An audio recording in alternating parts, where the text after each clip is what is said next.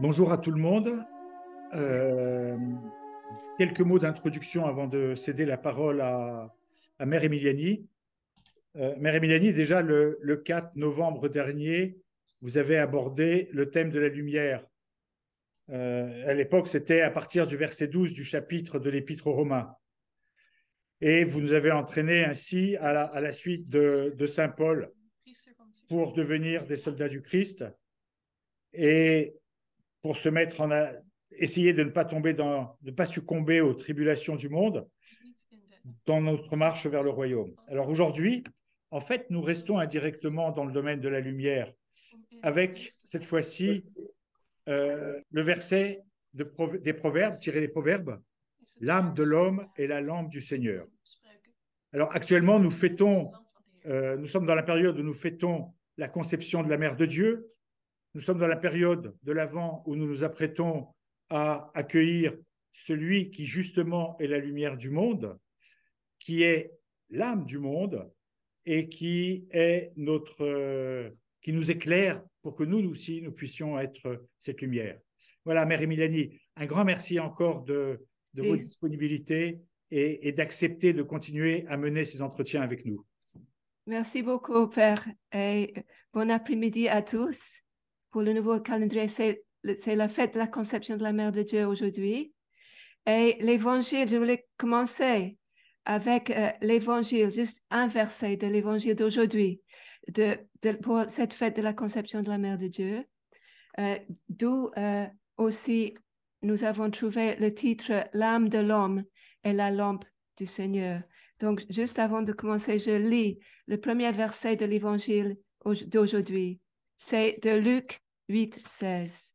« Personne, après avoir allumé une lampe, ne la couvre d'un vase ou ne la met sous un lit, mais il la met sur un chandelier, afin que ceux qui entrent voient la lumière. » Donc, cet évangile vient aussi en Matthieu et légèrement différent, mais on va citer les deux pendant cette petite rencontre. Nous nous trouvons tous maintenant dans la période bénie de l'Avent, ce temps d'anticipation et de préparation pour revivre le mystère de l'incarnation de Dieu, l'événement toujours nouveau et toujours contemporain de Noël, le jour de la naissance de notre Seigneur Jésus-Christ dans ce monde. L'Église nous offre cette période de carême comme un temps de vigilance, un temps silencieux, et elle nous exhorte par le jeûne et par les paroles des offices liturgiques à ne pas permettre aux princes de ce monde de nous distraire, ni d'entraver la préparation et l'intériorisation de ce grand événement par des soucis de toutes sortes, par des activités superflues ou au-delà du nécessaire, et par les conséquences que ces soucis entraînent. Avec l'incarnation du Christ Dieu, un nouveau temps de la bienveillance de Dieu s'est levé sur l'histoire de l'humanité. Le Fils de Dieu, en lequel demeure corporellement toute la plénitude de la divinité, est entré dans le sein de la Vierge et il est devenu l'héritage de tous ceux qui l'ont reçu et qui ont cru en son nom, comme dit Saint Jean dans l'Évangile. Cet héritage, avec tous les dons qui en découlent, nous a été rendu accessible à tous à travers un merveilleux instrument de Dieu, la toute sainte Vierge Marie. C'est pour cela qu'elle est nommée la plénitude des temps, car elle a fait descendre sur terre le royaume des cieux, l'éternité en personne. La vie sublime de la Mère de Dieu est une étoile radieuse qui nous oriente et qui nous guide tout au long de notre pèlerinage sur terre, car elle reflète sur la terre le véritable ethos du Christ. Elle est en effet une lampe pour nos pieds et une lumière sur nos chemins. À travers elle s'est manifesté par excellence l'insondable amour du Christ pour l'humanité. Aujourd'hui, dans le nouveau calendrier, comme vient de nous dire Père Alexis, c'est la fête de la conception de la très sainte Mère de Dieu par sa mère Sainte Anne. Et je voudrais vous citer l'Irmos de la 9e ode de cette fête. La source vivifiante qui ne tarit jamais, le chandelier de la lumière tout doré, le temple vivant du Seigneur, son tabernacle très pur, plus vaste que la terre et le ciel. C'est la Mère de Dieu que nous, les fidèles, nous magnifions. Ici, la Mère de Dieu est décrite comme le temple lui-même, puis le chandelier et le tabernacle, ces objets sacrés qui étaient placés dans les lieux du temple de l'Ancien Testament, appelés le Saint et le Saint des Saints. Ce n'est pas par hasard que l'évangile proposé par l'Église pour cette fête nous parle d'une lampe et aussi d'un chandelier. Personne, après avoir allumé une lampe, ne la couvre d'un vase ou ne la met sous un lit, mais il la met sur un chandelier afin que ceux qui entrent voient la lumière. Donc, je cite encore une fois le premier verset de l'évangile d'aujourd'hui. Nous pouvons voir la lampe dans ce contexte comme le Christ, ce grand luminaire, le soleil de justice, qui a la lumière en lui-même et qui est lui-même la lumière et la source de toute lumière. Et nous pouvons voir le chandelier comme étant la Mère de Dieu qui a reçu cette lumière d'en haut, lumière divine et déifiante, celui qui est la lumière du monde, le Christ lui-même, en le portant et en l'offrant gratuitement, généreusement, sans aucun retour sur elle-même et sans le cacher, à tous ceux qui entrent dans la maison, c'est-à-dire à tous ceux qui désirent sincèrement s'attacher à lui, le Christ, et le suivre. Je voudrais maintenant vous lire un autre passage, cette fois-ci de la fête de l'entrée de la Mère de Dieu au Temple, tiré de la 6e ode du premier canon des Matines. Cette strophe adressée à la Mère de Dieu se réfère clairement à l'évangile que nous venons de lire, celui de la fête d'aujourd'hui. Le voici. Le chandelier plein de clarté, divine épouse, c'est bien toi. En ce jour, tu resplendis dans la maison de notre Dieu, répandant sur nous la grâce au pur éclat de tes merveilles, ô Vierge toute digne de nos chants. Une autre strophe adressée à la Mère de Dieu, cette fois-ci dans l'octoèque, nous rappelle aussi clairement, dans le contexte de l'incarnation du Fils de Dieu en elle, ce même évangile. Le voici. Chandelier tout doré, ainsi ta pas avance figurée, l'inaccessible lumière qui éclaire l'univers. Ineffablement, ô Vierge, tu l'as reçue. Aussi nous te chantons dans tous les siècles. Et maintenant, je veux vous montrer une image. C'est très connu. C'est de la Mère de Dieu. Et je crois que c'est Théophane, le grec, je ne suis pas sûre, mais et elle porte un cierge allumé. Ici, dans cette image de la Mère de Dieu, nous voyons qu'elle tient une chandelle, un cierge. Et effectivement, dans quelques traductions, le chandelier ou même la lampe à l'huile sont traduits comme bougie, cierge. Donc, que cela soit exprimé comme chandelier, bougie, cierge ou lampe à l'huile, le principe est le même, car ces objets n'ont pas la lumière en eux-mêmes. Ils ne sont pas des sources de lumière en eux-mêmes, mais ce sont des instruments sur lesquels la lumière se pose, des instruments cependant indispensables pour que cette lumière puisse luire et éclairer tous ceux qui sont dans la maison.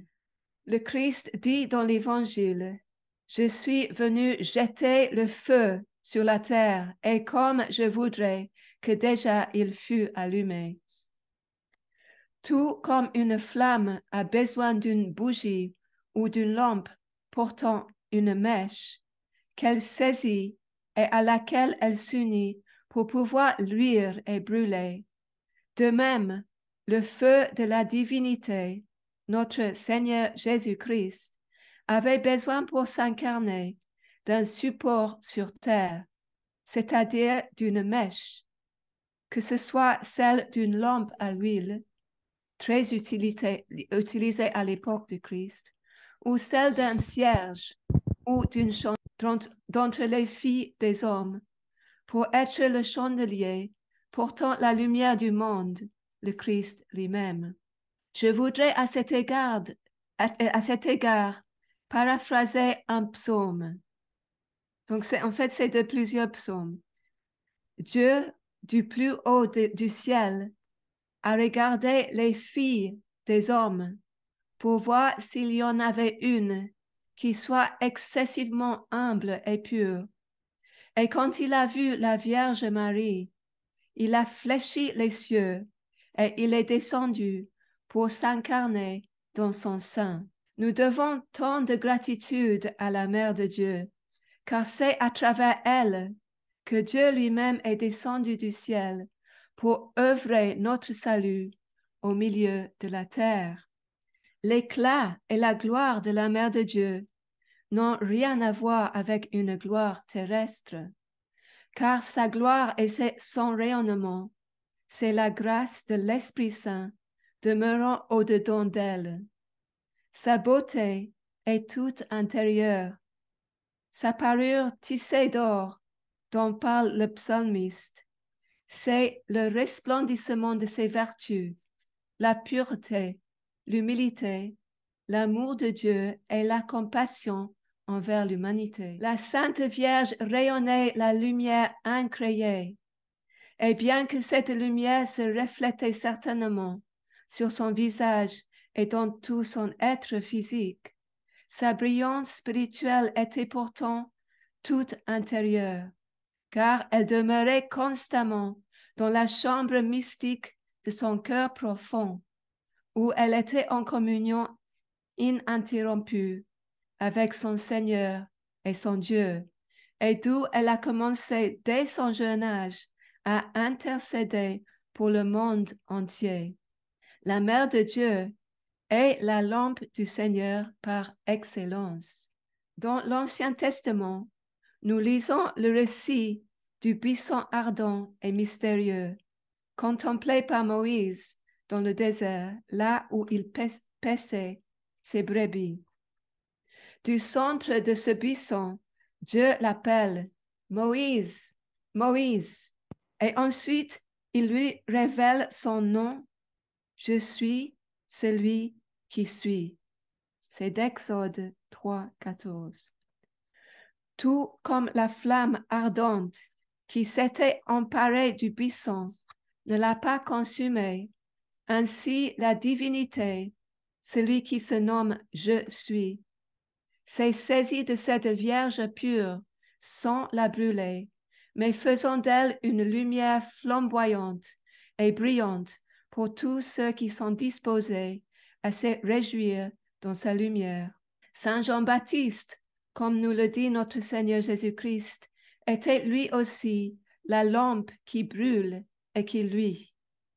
Et nous pouvons dire avec Saint Paul que, comme les étoiles qui brillent dans le ciel, toutes très belles, et chacune avec son éclat particulier, ainsi sont les saints de Dieu.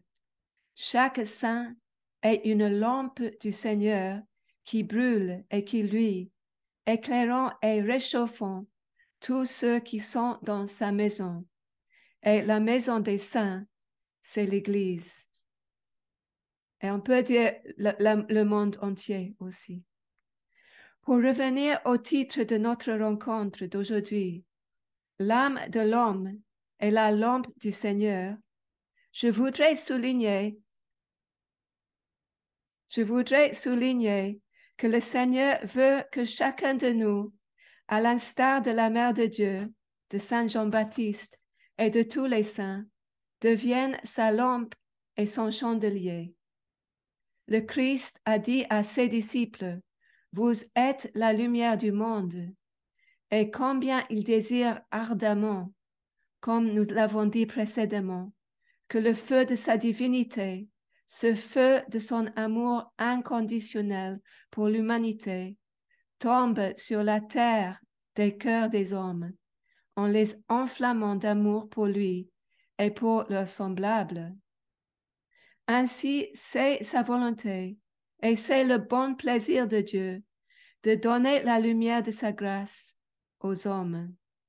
Dans l'image de la Pentecôte, je ne l'ai pas ici malheureusement, dans l'image de la Pentecôte sur les icônes et les fresques orthodoxes, nous voyons distinctement qu'une flamme qui représente le Saint-Esprit se pose sur la tête de chacun des 12 apôtres. Et ils prennent ainsi l'apparence justement de cierges allumés qui brûlent et qui luisent.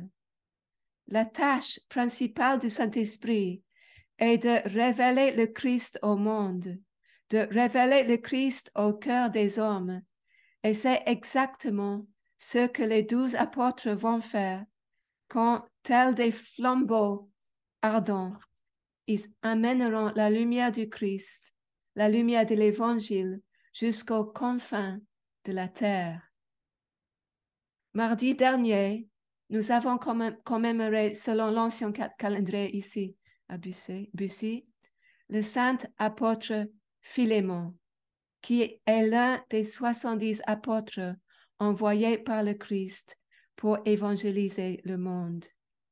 Et une des strophes du canon de cet office qui nous a particulièrement frappés, et je dis nous parce que j'avais Mère Anne à côté de moi à l'église et toutes les deux sans même se consulter, on s'est regardé quand c'était ce verset, ça nous a frappés toutes les deux au même moment, de tout le canon, c'est ça qui a sauté à nos yeux, ou plutôt dans nos cœurs. Donc je vais le lire, cette strophe qui est adressée à Saint Philémon. Comme un chandelier resplendissant, saint apôtre Philémon, tu portais allumé dans ton cœur le logos, c'est-à-dire le verbe, la parole de Dieu.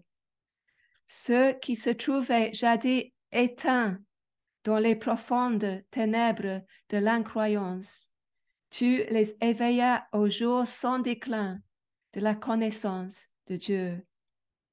Et ce passage nous fait penser à une autre lampe, un autre grand luminaire du Seigneur, Saint Silouan du Mont Athos, qui, caché dans son monastère, pleurait pour le monde entier en suppliant le Seigneur que tous les peuples de la terre puissent le connaître par son Esprit Saint.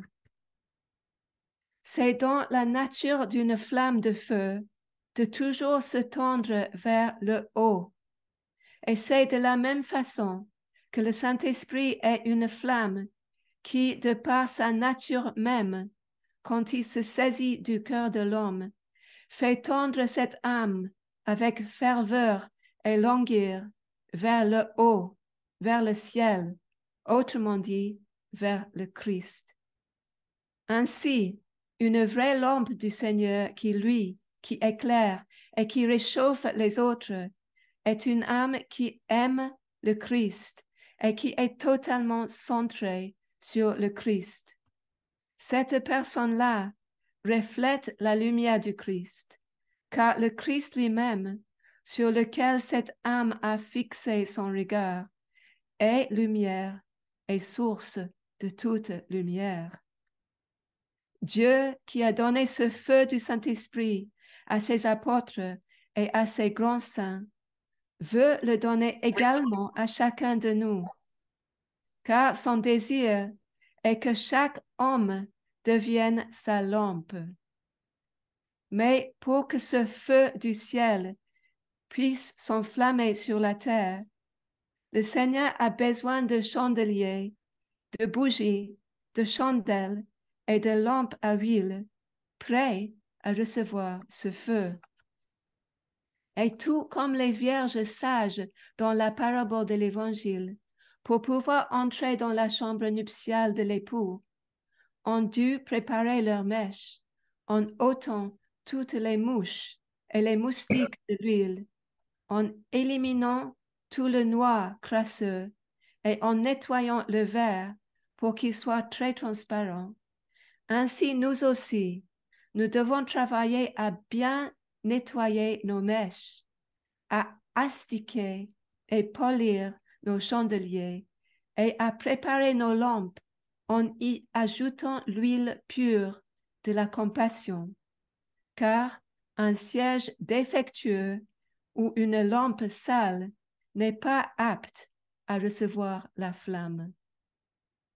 Comme une chandelle non allumée ou une lampe à huile qui n'a pas reçu la flamme n'éclaire pas, mais reste dans les ténèbres. Ainsi, si nous ne recevons pas le feu d'en haut, c'est-à-dire la grâce du Saint-Esprit, même dans une petite mesure, nous restons nous-mêmes dans les ténèbres de l'ignorance de Dieu et nous n'éclairons pas non plus ceux qui sont dans la maison. Combien puissions-nous être une bougie de très bonne qualité, même parfumée et même très grande, ou un chandelier tout doré, très impressionnant et très brillant à l'extérieur. Si nous ne recevons pas la flamme d'en haut, tout cela sera en vain et notre existence n'aura pas de sens. Mais si une chandelle, toute petite même, toute ordinaire, même si elle est cachée dans un coin oublié de la maison, si cette chandelle reçoit le feu, la petite flamme qu'elle offre illuminera et elle donnera aussi de la chaleur à ceux qui l'entourent, car l'illumination et la chaleur sont inséparables, et cette chaleur, c'est l'amour de Dieu qui éclaire tous les hommes. L'âme de l'homme a été créée par Dieu très belle et très bonne. Et c'est pour cela que nous tous, qui sommes des hommes déchus, nous sommes appelés à nettoyer et à purifier le lieu, c'est-à-dire la lampe de notre cœur, pour que la flamme de la grâce du Saint-Esprit puisse se saisir de la beauté de nos âmes, car l'âme de l'homme est créée pour devenir la lampe du Seigneur. Nous avons souligné lors des précédentes causeries l'importance de retrousser nos manches et de commencer à désherber le jardin de notre cœur, afin qu'il devienne une terre fertile et féconde, apte à recevoir les semences de Dieu. Une autre façon d'exprimer cela est de dire: endossons nos tabliers et nettoyons, frottons, astiquons la lampe intérieure de notre âme, afin qu'elle soit apte à recevoir la flamme de la grâce du Saint-Esprit. Les pères de la Philokalie nous parlent de ce travail intérieur de métanoïa, de conversion, ce travail de purification de nos cœurs dont parle le Christ lui-même dans l'Évangile quand il dit: « Répentez-vous, car le royaume des cieux est proche. » Et « Heureux les cœurs purs, car ils verront Dieu. » Je voudrais maintenant citer deux passages merveilleux des épîtres de Saint Paul.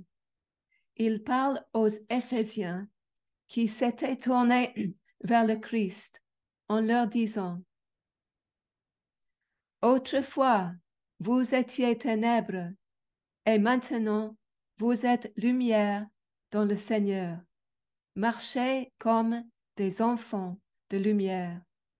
Et ailleurs, parlant aux Philippiens, il les exhorte, et nous avec eux, à briller comme des flambeaux dans ce monde portant la parole de vie. Saint Paul nous appelle tous à être des enfants de lumière et il nous exhorte à briller comme des lampes dans ce monde. Mais comment devenir un enfant de lumière? Comment attirer la grâce du Seigneur pour qu'avec sa flamme, nous soyons des lampes du Seigneur? Nous avons déjà parlé de certains moyens indispensables pour nous conduire à travers le désert de ce monde vers la terre promise. Et la terre promise n'est rien d'autre que le Christ lui-même. Le Christ désire ardemment que l'homme soit réconcilié et uni à lui. Il désire demeurer dans le cœur de l'homme pour ainsi continuer à luire à travers lui dans ce monde, à travers l'homme dans ce monde. Ce monde qu'il aime jusqu'au bout et pour lequel il a versé son sang précieux. Il y a bien sûr une infinité de moyens pour marcher à la suite du Christ. Mais maintenant, je ne vais mentionner que 5 moyens essentiels et indispensables. Le premier point, l'humilité. Nous avons besoin d'apprendre à toujours descendre, à toujours nous abaisser, constamment, et devant Dieu, et devant ceux qui nous entourent. Mais ici, je veux dire en parenthèse, c'est très important. Il s'agit de nous abaisser d'une façon saine et spirituelle, et non pas d'une façon psychologique et malsaine. Le chemin du Christ dans ce monde est véritablement un chemin de descente, et nous suivons le Christ dans sa propre descente, dans l'humilité, vers les profondeurs, les racines de ce monde. Nous descendons vers le lieu embaumé d'un parfum tout particulier, ce lieu qui n'est pas de ce monde, là où demeurent tous les pauvres en esprit, ces fidèles de Christ qui se tiennent dans la présence bienheureuse de notre humble Dieu. Le Seigneur Jésus se révélera à nous de plus en plus au fur et à mesure de notre croissance dans l'humilité, car le Seigneur résiste aux orgueilleux, mais il donne sa grâce aux humbles. C'est des proverbes. Descendons donc ensemble avec lui.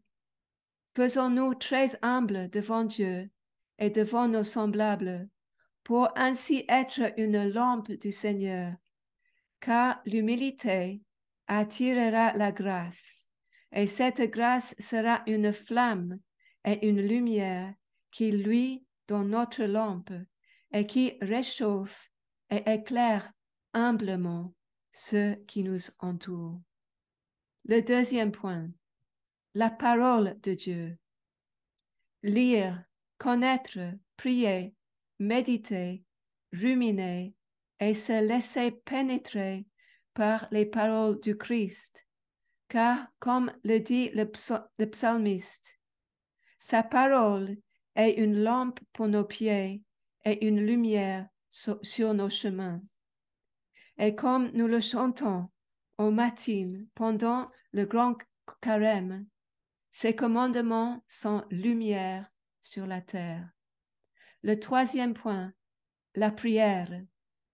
La prière est comme un câble électrique que nous branchons dans la prise du courant divin, c'est-à-dire la prise des énergies incréées de Dieu, c'est-à-dire de la grâce vivifiante de Dieu qui illuminera nos lampes.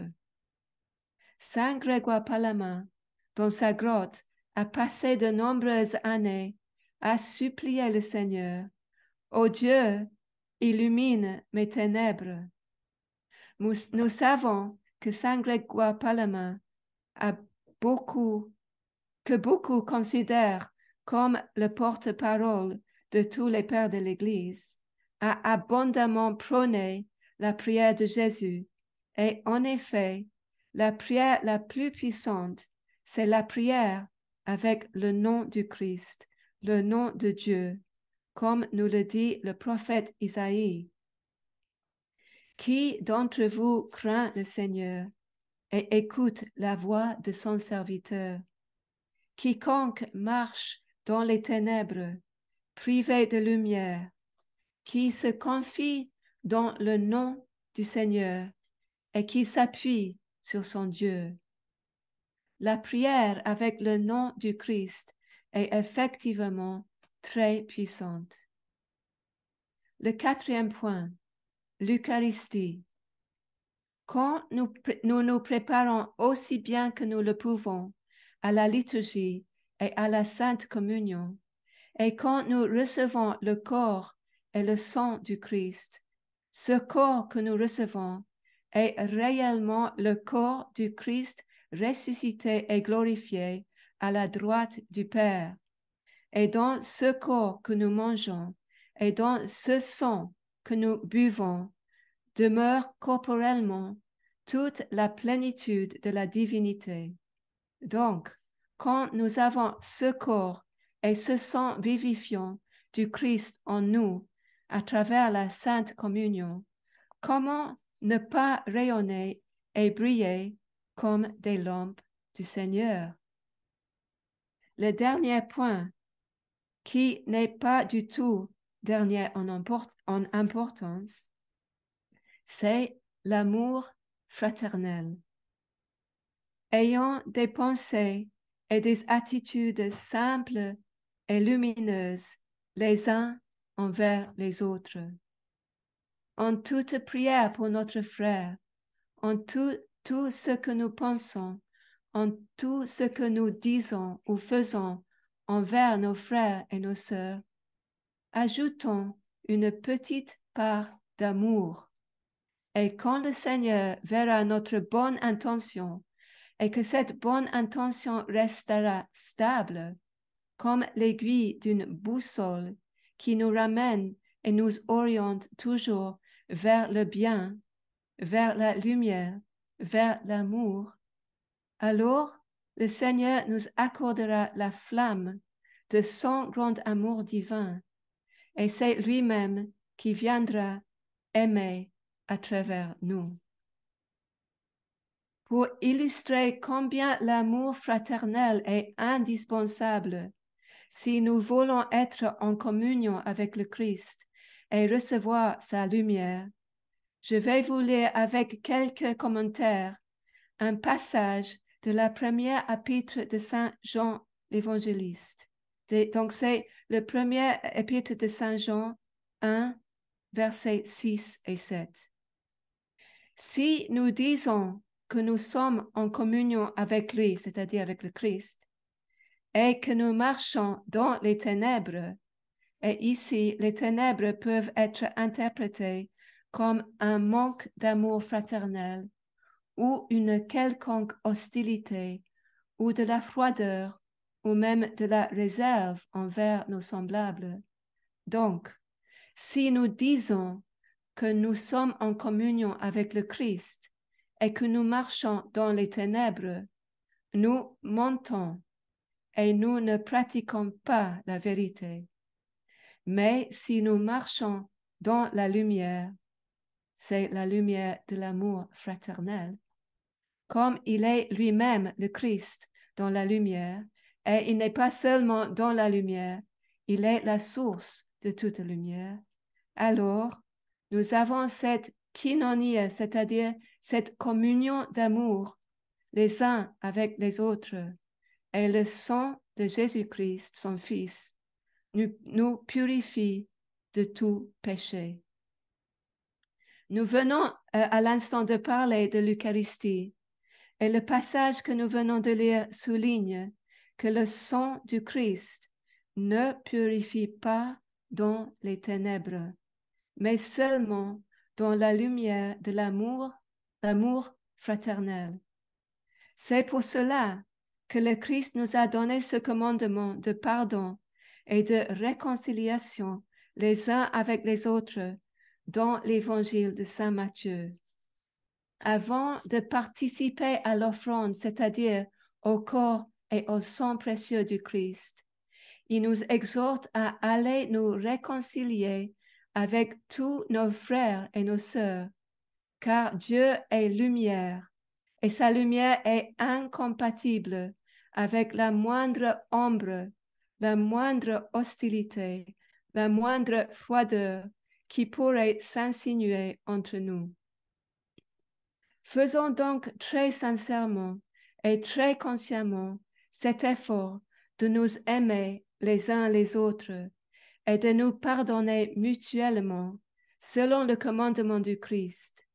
Si nos familles, si nos paroisses et nos communautés apprennent à marcher comme des enfants de lumière, dans la lumière du Christ, c'est-à-dire dans l'humilité et l'amour fraternel, alors il nous arrivera ce que le Christ dit dans l'Évangile. Si ton corps, c'est-à-dire l'assemblée de chaque communauté, qui localement est réellement le corps du Christ en ce lieu, si donc ton corps entier est plein de lumière, n'ayant aucune partie obscure, le tout sera plein de lumière, comme quand l'éclat brillant d'une bougie te donne la lumière. Ici, le Christ décrit bien sûr la perfection d'un homme ou d'une communauté qui est purifiée de tout égoïsme, de toute ténèbre. Et c'est en effet l'état de la communion des saints au ciel, là où les justes resplendissent comme le soleil dans le royaume de leur Père. Mais c'est aussi ce vers quoi nous autres, nous devons constamment tendre, et en tant que personne individuelle et en tant que communauté. C'est de cette façon que nous allons réellement aider notre monde souffrant en contrebalançant la dynamique croissante de la haine et du fratricide par l'amour et la bonté du Christ parmi nous. Et ainsi, ce sera comme le dit le Christ lui-même. À ceci, tous connaîtront que vous êtes mes disciples, si vous avez de l'amour les uns pour les autres. Amen. Pardonnez-moi. Merci beaucoup, Mère Emiliani, pour vos paroles. Des paroles qui sont en fait essentielles pour nous. D'entretien en entretien avec vous, on essaie de grandir et d'être ces petites flammes-là pour allumer la chandelle. Vous savez, il y a un mot que j'aime bien, qu'on dit, une phrase qu'on dit, j'ai vu de la lumière et je suis rentré. Je suis entré. Et c'est très Oui, simple. oui. Mais voilà, être simplement nous, la lumière pour que les gens puissent entrer chez nous. Amen. Oui. Voilà, entrer chez nous et que nous puissions partager notre foi, la joie du royaume. Voilà. Merci beaucoup. Merci beaucoup pour ces 5 moyens pour suivre le Christ que vous nous rappelez à temps et à contre-temps. C'est très important.